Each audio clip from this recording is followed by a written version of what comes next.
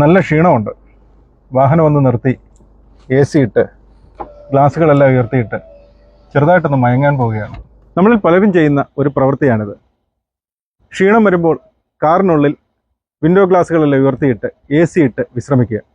ചിലർ മണിക്കൂറുകളോളം കാറിനുള്ളിൽ വിശ്രമിക്കാറുണ്ട്. കുറച്ച് നാളുകൾക്ക് മുമ്പ് നമ്മളൊരു ദുരന്ത വാർത്ത കേട്ടു.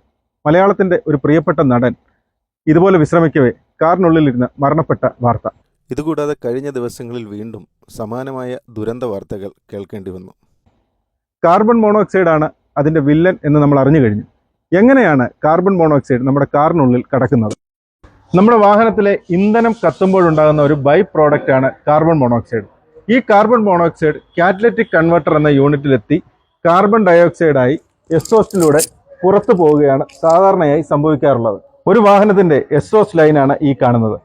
നമ്മൾ നേരത്തെ സൂചിപ്പിച്ച പോലെ ഇന്ധനം കത്തുമ്പോൾ എക്സോസ്റ്റിലൂടെ വരുന്ന കാർബൺ മോണോക്സൈഡ് കാറ്റലിറ്റിക് കൺവെർട്ടറിലെത്തി കാർബൺ ഡയോക്സൈഡായി പുറത്തേക്ക് പോകണം. എന്നാൽ നിങ്ങൾക്കിത് കണ്ടാലറിയാം, ഇത് ഒരു മെറ്റാലിക് ലൈനാണ്. ഇവിടെ പല സ്ഥലത്തും ജോയിൻറ്റുകളുണ്ട്. ഇതിൻ്റെ ഉള്ളിൽ ഗ്യാസ്കറ്റുകളുണ്ട്. പിന്നെ ഇത് കാലപ്പഴക്കത്താൽ തുരുമ്പിച്ച് ഇതുവഴി ചെറിയ ലീക്കുകൾ ഉണ്ടാകാനുള്ള സാധ്യതയുണ്ട്. അപകടങ്ങൾ നടക്കുമ്പോൾ ഇത് പൊട്ടാനുള്ള സാധ്യതയുണ്ട്. അങ്ങനെ വിവിധ സാഹചര്യങ്ങളിൽ ഈ കാർബൺ മോണോക്സൈഡ് കാറ്റലിറ്റിക് കൺവെർട്ടറിൽ എത്താതെ ഇതുവഴി ലീക്കായി പോകാനുള്ള സാധ്യത വളരെ ഏറെയാണ്. ഈ കാറ്റലിറ്റിക് കൺവെർട്ടർ പ്രവർത്തനരഹിതമായാൽ എക്സോസ്റ്റ് ഗ്യാസിലുള്ള കാർബൺ മോണോക്സൈഡ് അതേപോലെ അന്തരീക്ഷത്തിലേക്ക് പോകും. അതേപോലെ വാഹനത്തിൽ നിന്ന് അമിത ശബ്ദം പുറപ്പെടുവിക്കാനായി കാറ്റലിറ്റിക് കൺവെർട്ടർ ഇളക്കി മാറ്റുമ്പോഴും കാർബൺ മോണോക്സൈഡ് അതേപടി പുറത്തു വരാൻ സാധ്യതയുണ്ട്. ഇത്തരത്തിൽ പുറത്തു വരുന്ന കാർബൺ മോണോക്സൈഡ് നമ്മുടെ വാഹനം ഓടിക്കൊണ്ടിരിക്കുന്ന സമയത്ത് ഈ കാർബൺ മോണോക്സൈഡ് ഒരു അൺസ്റ്റേബിൾ ഗ്യാസ് ആയതുകൊണ്ട് അന്തരീക്ഷത്തിലെ ഓക്സിജനുമായിട്ട് ചേർന്ന് കാർബൺ ഡയോക്സൈഡായി മാറുന്നു. അതേസമയം നമ്മുടെ വാഹനം നിർത്തിയിടുമ്പോൾ, പ്രത്യേകിച്ച് ഇതുപോലുള്ള അടഞ്ഞ സ്ഥലങ്ങളിൽ നമ്മുടെ വാഹനം നിർത്തിയിടുമ്പോൾ വാഹനത്തിനുള്ളിലെ തന്നെ ചെറിയ ചെറിയ സുഷിരങ്ങൾ വഴിയും ചെറിയ എയർ ഗ്യാപ്പ് വഴിയും ഈ കാർബൺ മോണോക്സൈഡ് നമ്മുടെ വാഹനത്തിൻ്റെ ഉള്ളിൽ പ്രവേശിക്കുന്നു. നമ്മൾ കരുതും പോലെ നമ്മുടെ വാഹനം ഒരു എയർ ടൈറ്റ് യൂണിറ്റ് അല്ല.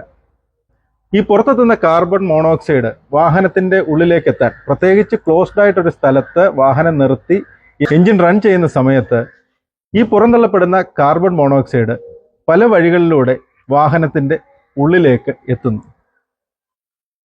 നമ്മൾ വാഹനത്തിൽ കയറിയിരുന്ന ഗ്ലാസുകളെല്ലാം ഉയർത്തിയിട്ട് എൻജിൻ ഓണാക്കി AC ഇട്ട് വാഹനത്തിൽ വിശ്രമിക്കുമ്പോൾ വാഹനത്തിൽ അകപ്പെട്ട കാർബൺ മോണോക്സൈഡ് ശ്വസിച്ച് നമ്മുടെ ഉള്ളിലെത്തുമ്പോൾ ഓക്സിജനുമായി ചേർന്ന് കാർബോക്സി ഹീമോഗ്ലോബിൻ എന്ന ഘടകമുണ്ടാകുന്നു. ഇത് കാരണം നമ്മുടെ ശരീരത്തിലെ കോശങ്ങൾക്ക് വേണ്ടത്ര ഓക്സിജൻ കിട്ടാതെ വരികയും ശാരീരികമായ അസ്വസ്ഥതകൾ പ്രകടിപ്പിക്കുകയും ആദ്യം അബോധാവസ്ഥയിലേക്കും മരണത്തിലേക്കും പോവുകയും ചെയ്യും.